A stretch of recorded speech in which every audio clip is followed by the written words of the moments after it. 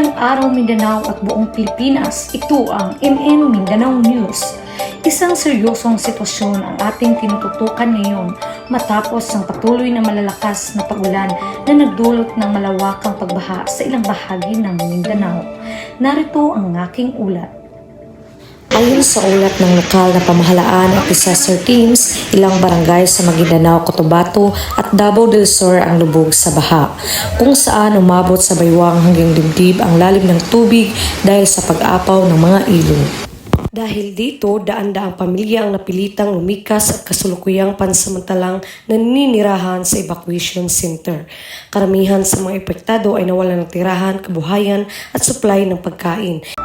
Samantala, patuloy ang pagbibigay babala ng mga otoridad sa posibleng pagtaas pa ng tubig sa mga mababang lugar. Pinapayuhan ang publiko na manatiling kalmado, alerto at sumunod sa mga abiso ng barangay at lokal na pamahalaan. Patuloy naming babantayan ang kalagayan ng mga apektadong lugar at maghahatid ng panibagong impormasyon. Tayo ay mag-ingat. Ito po si Darling Lacerna, nag-uulat para sa bayan.